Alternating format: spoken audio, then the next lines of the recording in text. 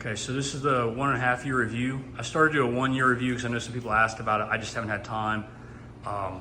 Life's just been busy, have kids, family, that kind of thing, and we're working on our house. So this is it. There's nothing really to report other than everything's going well. It's mixed reef. Some of my corals are probably getting a little bit out of control, like that slime ball right there. I've had to trim that down twice. It's in the corner. Pretty much kind of have the tank more softies, some SPS in here. You can see where the blue hippo is. And then I've got some stuff in there as well as that bird's nest, Digi over there. And I've got some clowns that have finally bonded with my anemones that split. I had to move out a rock full of anemones because they split so many times over the last 1.5 years. So mainly the SPS on this side. Then I have the green star pops. So I try to keep in check. I just rip them off as they get too much, but they're kind of covering my overflow. Overall, the tank's doing really well. I do keep a top on it. I just don't have it on right now because I've been doing some maintenance and I was feeding them. Still run the same lights, run about 65% on the radons. It seems to do really well. You can see my Cali tort, I think, took off really well. It's getting close to the surface. But some of the ones are starting to really take off. They're kind of hitting their stride. I'm burning through alkalinity and calcium pretty quickly. I think I'm doing 155 milliliters or more a day. I probably need to bump it a little bit, but I kind of almost have too much corals in there in certain spots. But everything's growing together. You know, mushrooms are starting to kind of fight with the zoas. I'll flip around to the other side so you guys can check out some of the other side, how everything's going.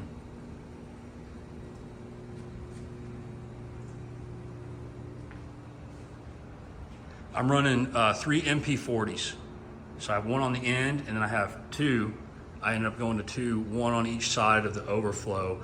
And these 2 are doing their, countersynced or whatever. And then this one is out by itself, just running. I forget which program I'm running, but I think it's like, I don't even remember. If you want it, ask me and I'll tell you what I'm running. I'll look it up. So there's a slime ball that's gotten huge. I really like these guys. They're doing really well. They're encrusting this big piece of, it was just a piece of dead coral that I got from the shop, and it's slowly encrusting on there.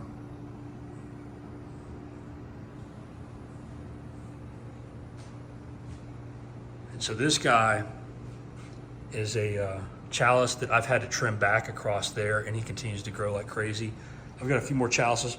This is a Jason Fox Raja that actually got covered by sand and started dying. I had to uncover it, and hopefully it'll come back. Put a big plate coral, a couple more plate corals, and then a lot more of my SPS up top here.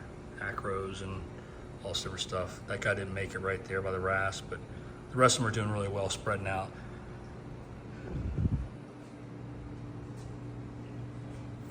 Anybody want some slime ball, let me know, because that thing's got broken pieces everywhere in the bottom here.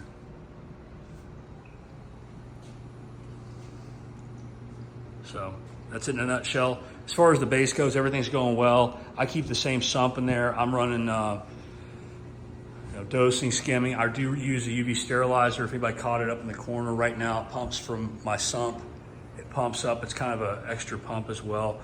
And I just built my own little gooseneck. Eventually I'm gonna take that out and just pump it through the normal returns. But for right now, that's what I've got set up, because I was dealing with some dinos and cyano for a while, but that's all passed over. So everything's looking pretty good. I haven't had any real issues other than some green hair algae that's slowly dying down. I'm running an algae turf scrubber as well through Turbo Aquatics. It's really nice that I added on about 4 months ago, and it's starting to catch its stride. So if you have any questions, feel free to ask in the comments. Thank you.